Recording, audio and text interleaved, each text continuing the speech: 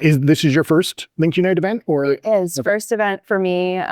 We, like you said, Atwave's been a long-time supporter, so we've been lucky enough to have a lot of the women from Atwave go to these events over the years. And even in the weeks leading up to it, we were like asking advice from the women that have been here before, and everyone is just like, it's such an incredible event and definitely exceeded my expectations with just like the energy in the room. And I'm so excited for more people to get to come to the next ones. How did you end up at Atwave, and really, how did you get into this space? Yeah, I hate to say I like fell into the space, but I think everybody kind of has a story like that. I graduated college kind of like right before the pandemic, so working in a completely different industry for just shy of a year. Then kind of took some time during COVID to like figure out what I wanted to do next. And that's when I actually got into the publishing side of the industry, working here in Boston for Cognius and Fogo Labs. And funny enough, Atwave was actually one of our top partners. So then a few years later, an opportunity to go to Atwave opened up, and I always loved the company and the people. And now I work on a team with like my former account manager every day. So it's funny. So how long have you been in the space? I would say for a total of like almost 5 years now. I'm coming up on 2 years with Atwave. Yeah. It's blown by.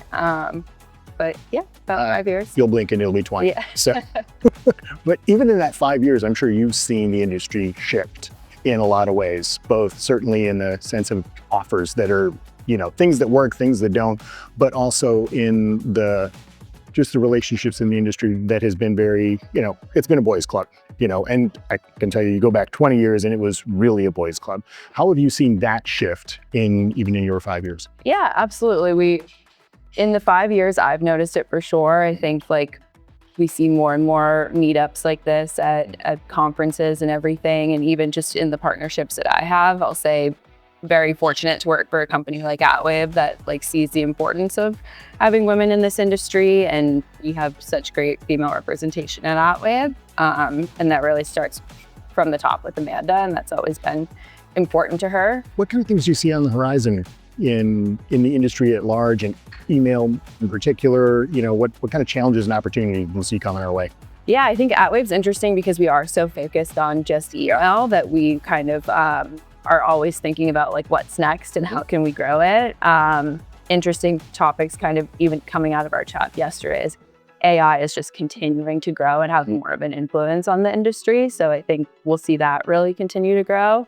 But honestly, my favorite part of this industry is we don't know what's next. I feel like every day I do something a little different, and I think that's what keeps it interesting and keeps everyone kind of locked in this industry is you don't know what's coming next, and that's kind of the fun of it, is solving those problems. Thinking back to your career, what is maybe the best piece of advice you've received so far? And if anything stands out as some really bad advice?